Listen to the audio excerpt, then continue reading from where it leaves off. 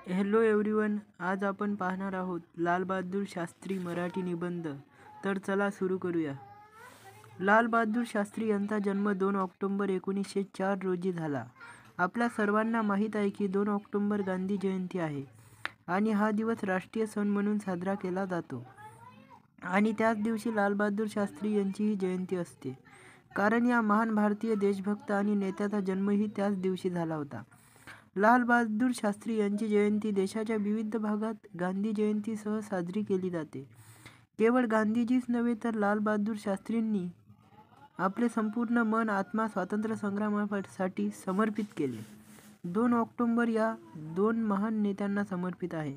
केवळ गांधी जयंतीच नाही तर लाल बहादूर शास्त्री यांची जयंती या दिवशी साजरी केली जाते.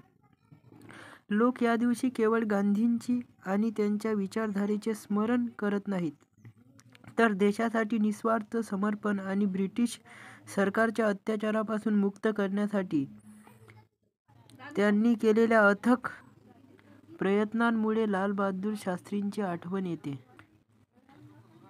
या दोन देशभक्तांना आदर आणि श्रद्धांजली देण्यासाठी आणि लाखो भारतीयांना त्यांच्या मार्गावर चालण्यासाठी प्रेरित करण्यासाठी हा दिवस साजरा केला जातो. लाल बहादूर शास्त्री हे भारतातील प्रमुख नेत्यांपैकी एक होते, ज्यांनी आपल्या देशाच्या स्वातंत्र्यासाठी लढा दिला आणि इतर अनेकांना संघर्षात सामील होण्यासाठी प्रेरित केले. 2 ऑक्टोबर 1904 रोजी जन्मलेले ते 20व्या वर्षाच्या सुरुवातीच्या काळात स्वातंत्र्य चळवळीत सामील झाले. गांधीवादी विचारसरणीमुळे ते खूप प्रभावित झाले आणि त्यांनी त्याच मार्गावर जाण्याचा निर्णय घेतला. विविध स्वातंत्र्य चळवळी पुढे नेण्यासाठी त्यांनी महात्मा गांधींची हातमिळवणी केली. त्यांनी सत्य आणि अहिंसेचा मार्ग अवलंबला आणि धैर्याने लढा दिला. भारताला ब्रिटिशांच्या तावडीतून मुक्त करणे हे त्यांचे एकमेव ध्येय बनले आणि त्यांनी गांधींची आणि इतर स्वातंत्र्य सैनिकांसह हे लक्ष्य साध्य करण्यासाठी समर्पितपणे काम केले. स्वातंत्र्य संग्रामादरम्यान त्यांना अनेक वेळा तुरुंगवास भोगावा लागला आणि एकूण 9 वर्षे तुरुंगात घालवावी लागली. तथापि यामुळे त्यांचा आत्मविश्वास कमी झाला नाही. ते पंडित जवाहरलाल नेहरूंच्या अगदी जवळ होते आणि देशाचे दुसरे पंतप्रधान झाले. 1965 भारत-पाकिस्तान दरम्यान जय जवान जय किसान हा त्यांचा नारा अत्यंत लोकप्रिय झाला.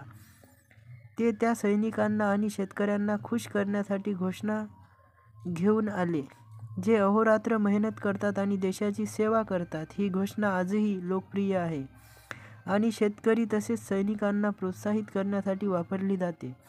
लाल बहादूर शास्त्री हे त्यांच्या काळातील एक प्रमुख नेते होते. आपल्या देशाच्या स्वातंत्र्यासाठी त्यांनी महात्मा गांधींच्या मार्गदर्शनाखाली लढा दिला. त्यांनी सत्य आणि अहिंसेच्या गांधीवादी तत्त्वांचे पालन केले आणि भारतीय राजकीय व्यवस्थेत अनेक महत्त्वाच्या भूमिका पार पाडल्या. प्रामाणिकपणा आणि कामासाठी समर्पण केल्याबद्दल त्यांचे कौतुक झाले. पंडित जवाहरलाल नेहरू यांच्या दुर्दैवी मृत्यूनंतर काँग्रेस पक्षाचे प्रमुख के. कामराज यांनी भारतापुढील पंतप्रधान म्हणून शास्त्री यांचे नाव सुचवले. पक्षाच्या इतर नेत्यांनी ते मान्य केले आणि शास्त्री देशाचे दुसरे पंतप्रधान झाले. शास्त्रींनी राष्ट्रीय शांतता शास्त्रींनी धर्मनिरपेक्षतेच्या कल्पनेला प्रोत्साहन दिले आणि देशात शांतता राखण्यासाठी तसेच इतर देशांशी सौहार्दपूर्ण संबंध विकसित करण्याचे उद्दिष्ट ठेवले. नेहरूंच्या मंत्रिपरिषदेच्या अनेक सदस्यांनी नेहरूंच्या पंतप्रधानपदाच्या काळात त्यांच्या जबाबदाऱ्या सांभाळल्या. टी. टी. कृष्णमाचारी, यशवंतराव चव्हाण आणि गुलझारीलाल नंदा हे त्यापैकी काही होते. याशिवाय शास्त्रींनी इंदिरा गांधींना माहिती आणि प्रसारण मंत्रिपद दिले आणि इतर काही नवीन मंत्र्यांची नेमणूक केली. 1964 ते 1966 दरम्यान पंतप्रधान म्हणून त्यांच्या छोट्या कार्यकाळात शास्त्रींनी कठोर परिश्रम आणि कुशलतेने काम केले, ज्यासाठी ते आजही ओळखले जातात. त्यांनी विविध परिस्थिती हुशारीने आणि शांतपणे हाताळल्या.